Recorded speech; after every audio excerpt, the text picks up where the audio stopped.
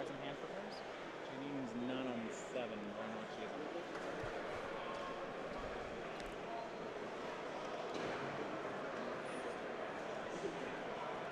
on. Andrew on a 6-card hand here. Jadine has kept 7. Been a long time since we've seen mono blue Tron on the tour here.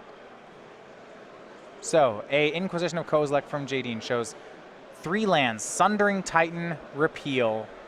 Condescend. Okay, yeah, you're right. It is Condescend, not Repeal. Condescend and Remand. Two mana counter spells, sort of. Yeah. 1 Tron piece, a basic island, and a basic island are 2 of the 3 lands here. So Condescend looks like what Jadine may want to take. I talked about this out of mono blue. Discard can poke a hole in this deck much more easily. Yep. She'll take the Remand. Go back to Andrew Wood. Interesting choice between Remand and Condescend. Draw cards better than Scry 2, but permanently countering something is generally better than remanding it. Thoughtseize now from Jadine on turn 2.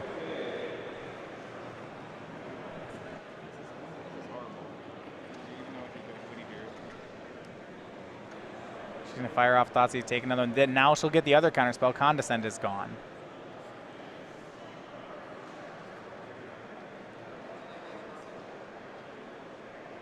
And it will be a Wooded Foothills, and she'll pass. I do like Remand out of a Tron deck, mainly because their late game is so good that if you're just buying time, you don't need to permanently counter a spell. You know, if I can remand you 2 times and then play a Mind Slaver. You know. And in particular for Blue Tron, you know, not only are you generally going over the top, buying some time will allow you to enact that game plan, but also for Blue Tron, drawing a card is pretty important. As we've discussed, it takes some work for it to find its Tron. Overgrown Tomb is found on Andrew Wood's end step. So Jadine has successfully picked apart Andrew's hand, but now she's going to need to follow up with a threat of some sort. She's taken both counter spells. He's nowhere near Tron. We'll see what she can do now with this window. Yep. If there were a 2-mana creature in her hand, I assume we would have seen that over Thoughtseize on turn 2. I the know counter she spell has, wasn't up. Right. I know she has a Liliana of the Veil, though, and that can do some work here. Thoughtseize, Liliana. Great against most decks, especially against players who are on a mulligan. Yeah, generally exceptional against blue decks. This is probably the blue deck that it's about worst against, unless you want to count Merfolk as a blue deck. Now she says she's going to see whether or not Andrew drew a counter spell last turn. He did not. Liliana's on the board, and she's going up. 4, both players discard. For Jadine, she discards an extra Stomping Ground, and it's an extra Urza's Mind for Andrew. And this is where things get interesting. Uh-oh. Another Tron piece for Andrew. Second Tron piece, that's Urza's Power Plant. So Tower off the top could mean a Sundering Titan time. And Jun's not going to reasonably come back from that if it happens. Nope. It's not going to come back in any capacity. Well, Jadine will empty her hand, though. She pluses Liliana again, then casts Tasigur. She has no cards left. For Andrew, he has 2 cards left. He needs to just peel the tower. Yep. I like Jadine leaving Thoughtseize as her leftovers as well. Nice. Yeah, that is the trick from Jund, right? She needs... I talked about what was she going to do with her window now that she Thoughtseized. The window closes in this matchup. Yeah. Once Andrew hits Tron, he will regain the position he lost. Yeah, she revised that position and actually decided she doesn't want Thoughtseize back even if she activates Tasigur. Another Tron piece for Andrew, but it's not a tower. It's a second power plant. Now we go back to Jadine. Yeah, she left just a land in her graveyard. Andrew's got 20 life points to work with, so Jadine will start by hitting him to 16. Looks like she found something to cast. It's a copy of Dark Confidant. That's an excellent something. Liliana goes up to 6. In response, oh, this is nice. Andrew's going to repeal the Liliana. Okay, that's a strong play. He draws a card. Then both players have to discard. So Jadine discards the Liliana. And this is actually scary. Andrew discarded Expedition Map. Uh-oh. And then says go. Well, if he casts Expedition Map, he could have set up Tron. He wouldn't have been able to keep the Sundering. Well, he would, because Liliana's gone now. Actually, I'm very surprised he didn't just get Tron. Yeah. His last card is still that Sundering Titan. Both players know this. So the options are to leave the option to find Tron in hand or to have your Haymaker. He has more Haymakers than he does Urza's Towers. Okay, so he had Map and Titan in hand. Yeah. And he had to pick one of the two? Yeah, you have to pick one. I think I'd be inclined to keep the Tron. I understand, though. All right. Jadine gets a free land off Dark Confidant, swings for 6. Now, great play against Andrew. She's going to use Kolaghan's command to deal him 2 and make him discard the Sundering Titan. He draws and passes back. We're back to Jadine. Her flip is an Inquisition of Kozilek. Draws another card. 6 damage on the table. So we'll see if she has the last 2. She does not, but she will put him to 2. Cast Inquisition. Inquisition gets condescended for 0. And we're on to the second game. Jadine, Klomparens, and Jund win the first. And blue Tron, not only is it worse at setting up Tron, it's also just kind of worse at mulliganing than red-green Tron is.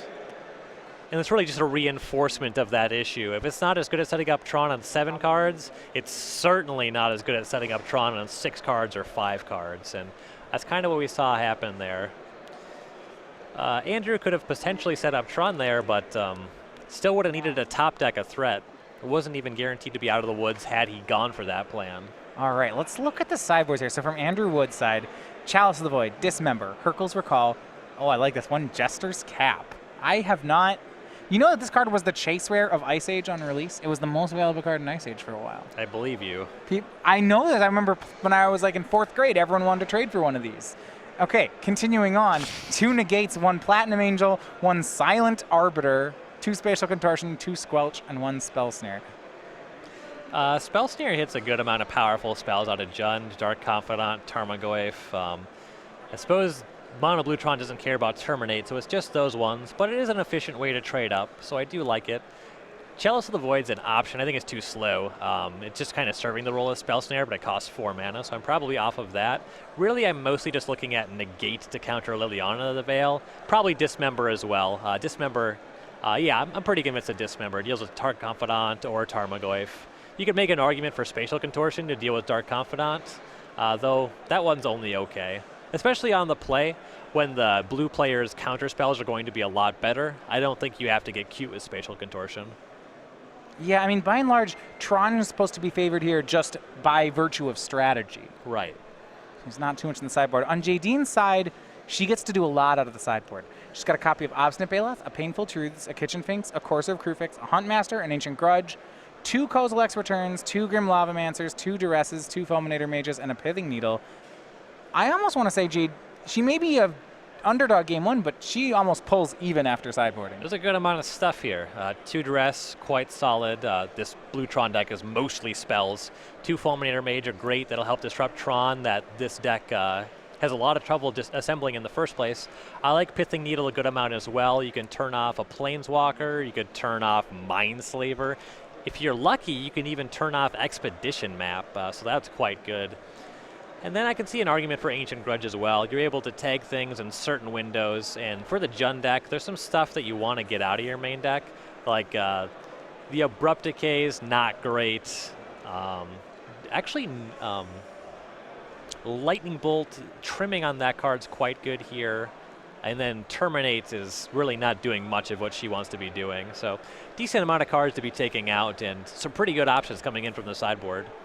All right. Well, those of you guys watching us, whether it's on StarCityGames.com or over on Twitch TV, we want to give you a big thank you. We'll be here broadcasting all weekend. So join us over in the feature match area. Of course, you can watch there, and we have some new subscription features that we started in Season 2, so only $4.99 a month. You get access to the subscriber-only chat, in addition to exclusive subscribers-only voting on the quarterfinals. So if there's a person you want to see, a deck you want to see, we let you, as the viewers, decide that when we reach the elimination rounds tomorrow. So that and more, we have all this just through the Twitch subscription program. So if you're not watching us there, it's at twitch.tv/SCGLive. Just head on over to subscribe.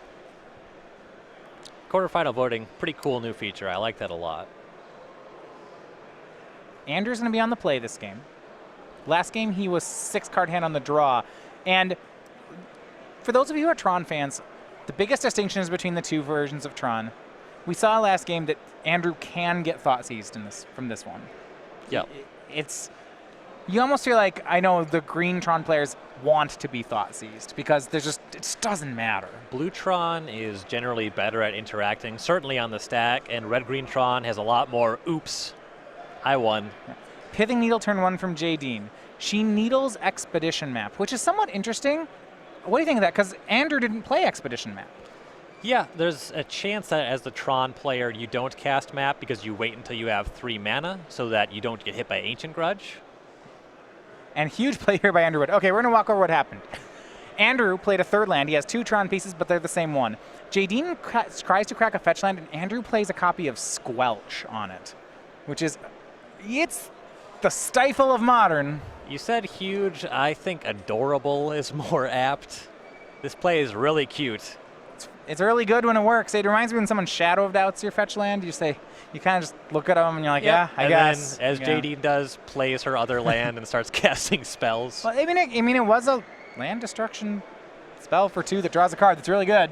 Some people really, really like getting their opponents. I'm just not that guy. I don't know.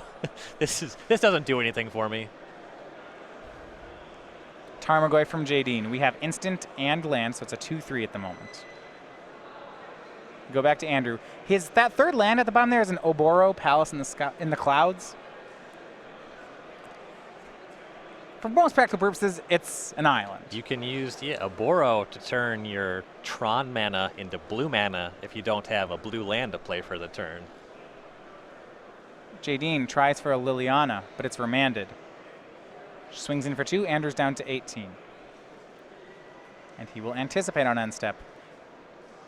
And yeah, the Tron deck, it's interesting. He's got so much more game here with cards like Squelch and Remand. At the same time, he's nowhere near finding Tron. While the immediate impact of Squelch, I think, is mostly just cute, the fact that it draws a card does help Tron a lot. If he's able to set up his Tron and start casting his Haymaker spells, the game's generally all but over. So every cantrip is going to help because his late game is so good. Urza's Tower played by Andrew. Jadine goes again for the Liliana, and he remands it. So he has a second Tron piece in play now, as he continues to take hits from the Tarmogoyf, but it hasn't gotten past 2/3. Now on end step, he's going to try for a Thirst for Knowledge. Looks like we have a broken sleeve, so he's going to re-sleeve that one. Makes for a very exciting viewing experience. Anticipate found him the tower, and now we'll see whether or not Thirst for Knowledge can find him the mine. He's got 2 power plants there in play. So right now he has 5 lands. And he has an Expedition Map to discard here as well. He is making that Pithing Needle look foolish. Yep. 6 land, there's the mine. So now it's 11 mana for Andrew, and he is gonna go to work.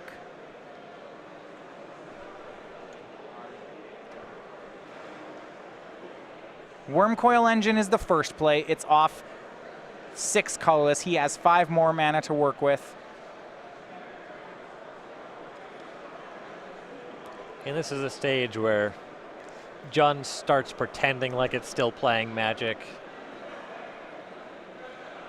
That jump from 5 mana to 11 is where Jund loses its ability to continue to play. I mean, it's the best pound for pound king, right? All its cards are the best at their mana cost, but they're not playing at the same mana cost. Yeah, Tron is working on a logarithmic scale. And from a strategic point of view, it's always a good idea to turn it up to 11. You know, if you use a term like logarithmic scale, I'm going to start getting all mathy in response to that. I mean, that's why I immediately transitioned to the Spinal Tap reference. It was like, oh, logarithm. So what's the base of this logarithm here? What's our progression look like? Is this a natural log scale? What are we doing? Powers of 3?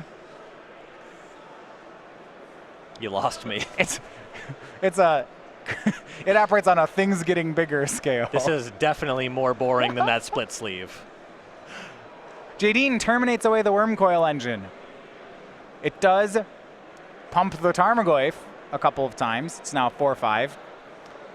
Those of you who have not seen the Tarmogoyf die before, that die is for the players, but it is not official. So when it is incorrect, the judge will not correct it until the game forces it. So if Jadine swings at the Tarmogoyf and Andrew only takes 3 on a score pad, then the judge will step in and say, I'm sorry, that creature's not a 3/4. But until then, we won't move the die. Asterisks are derived information. When it matters, that's when you have to say. Right. So now you see it's changed to a 4/5. Jadine lightning bolted away the Death Touch Worm so that Tarmogoyf could swing in here. You see.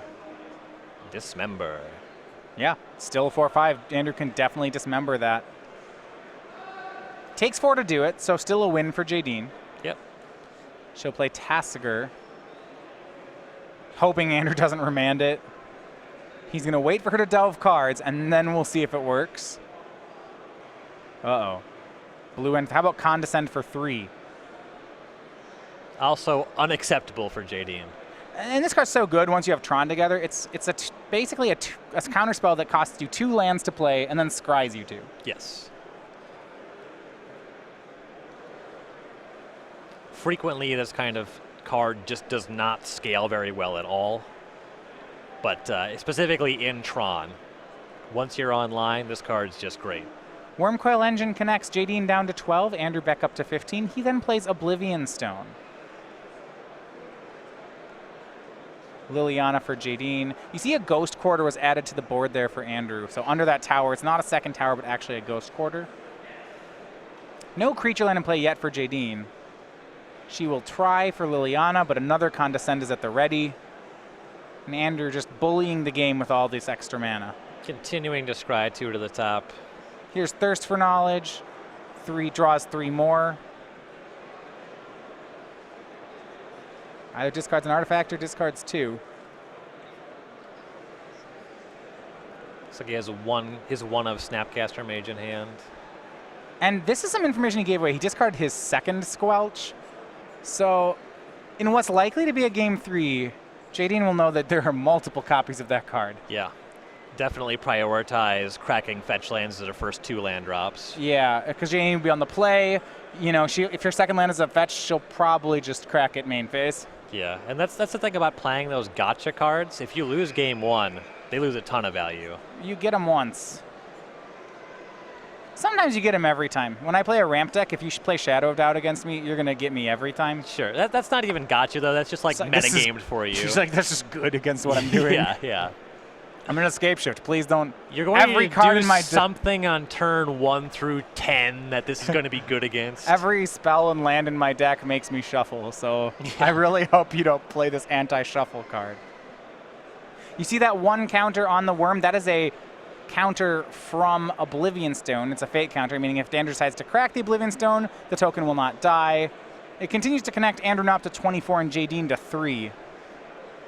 She plays a Dark Confidant. But we're going to head to a 3rd game here.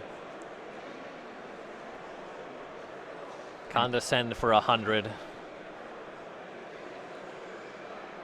And that will get one for Andrew Wood.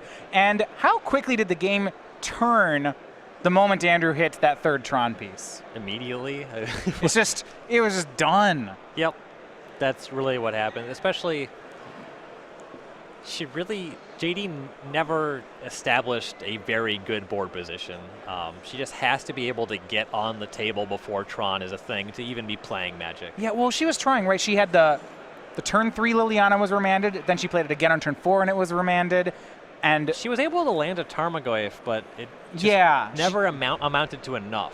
Where she landed a Goyf, then Andrew remanded everything until he made Tron. Yep. Which is, I honestly want to say, this is the power of Tron, of the Remand and the Tron deck. Yeah, it's a really funny thing about Remand specifically. It's only ever putting more instants in the graveyard. Whatever JD is casting, it's not getting Planeswalker +1 on Tarmogoyf. It's not getting Creature +1 on Tarmogoyf. It's just tempo advantage. Right. It's like, well, in a deck that only needs a few turns, that just like wants to, maybe make a truce until turn 5. Like, Jeskai Nahiri wants to win the game on turn 20, right? But Andrew doesn't want to win on turn 20. He wants to win on turn 6. And if that's your goal, turn 6, turn 5, Remand is a really great card. Yeah.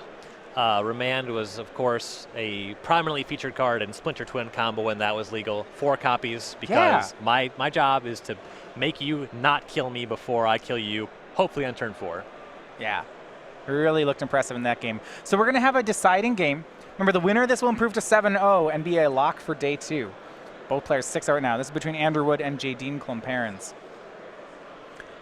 One thing that over at Star City Games, if you have not followed right now, we over at StarCityGames.com publish the Star City Games newsletter every week. So this is the latest from the SCG Tour. You get the match of the week. Each match of the week will tell you about that. Also, there's exclusive deck lists and tips from featured SCG players and writers on the tour. Subscribing this month, for example, you'll get exclusive deck lists and advice from Emma Handy, currently one of the rising stars, really, on the SCG Tour. Yeah, always impressed by her play. Seldom impressed by her luck. You're not kidding. She has some issues with the top of her deck, but she plays very well with what she has. Yeah, you can catch up on all the event results and get an exclusive comic. And all of this is free, so all you have to do is go to StarCityGames.com/newsletter, or just go to StarCityGames.com and click up in the upper right-hand corner and type in your email address. That'll take you as long. You could do it right now while I'm telling you about it, and you'd already be done. Yeah. Game 3. Jadine back on the play, starts with Raging Ravine. And for Andrew, it's a Tron piece. He plays the tower to start. And Jadine will have the first play of the game in Dark Confidant, sneaking that one under counter spells thanks to being on the play. That's strong. Confidant flips Terminate. She goes to 18. Somewhat curious to see Terminate still in the deck, actually. And you know, there's just an interesting difference between the Tron decks. Andrew had a second Tron piece in his hand, but played Basic Island instead. Yeah, wants to be able to cast an interactive spell on this turn. Jadine goes for Tarmogoyf. Andrew remands. And it looks like Jadine does not have land number 3. So here's a window for Andrew as he plays his second Tron piece. And he has, land for Dark Confidant. Jadine draws Thoughtseize, and she's not going to like what she sees, and that's that Andrew has the third Tron piece in his hand. Yeah. So, Overgrown Tomb untapped. Here is Thoughtseize. She played that land untapped for good reason here. She'd be able to pay 2 for a Condescend if that were the counter spell. But you can't pay 2 for Negate, so she won't get to see Andrew's hand. And 2 damage on the swing, and Tarmogoyf added for Jadine. Sorcery instant, it's a 2-3. Here's Tron, and now Ugin from Andrew. That's 8, he paid for it. -2 exiles all of Jadine's things. And just like in game 2, the moment Andrew finished building that Tron, the game just died. This is an above average turn 4. Oh, turn 2 remand, turn 2 counterspell, turn 2 hard counter, turn 3 hard counter, turn 4 Ugin is good? Yeah, a little Plague Wind, Planeswalker. I don't get it. Doesn't every deck in Modern do this? This is the kind of stuff I like when my deck does. Jadine plays Liliana, but it may not matter in the face of the Dragon Planeswalker. He shoots at Liliana for 3 damage. She drops to 1 loyalty. And he just has Squelch in his hand. Well, she can try to make him discard a card for Liliana, but good luck on that. That's not going to play here, Jadine. Let's see, pluses it. Is he going to Squelch it? That's dumb. No, okay. She discards a Huntmaster. He'll discard a Repeal. The best part is when you play gotcha cards like Squelch, you know they're not discarding them to Liliana. Because you're playing them because you want to get someone with it. So why would you do? You can't do that if you discard it. True.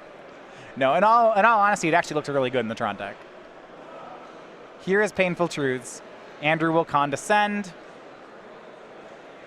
Scry 2. And Andrew could discard his entire hand and probably still win from this position. Here's a Wormcoil Engine. Ugin takes care of Liliana. But I imagine in the mind of Andrew Wood right now, the one thing he wants to do before Jadine picks up her cards is Squelch anything.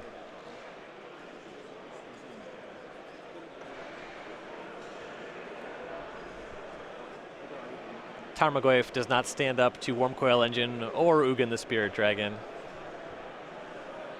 Tarmogoyf's a 4/5. Thirst for Knowledge from Andrew. He'll draw some more cards. 3 of them. Not even thinking about discarding Squelch. No.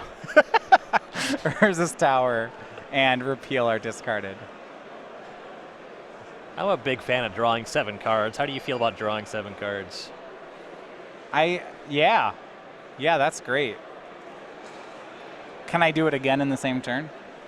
Not in Tron, but well, I mean, if you cast a bunch of spells, sure.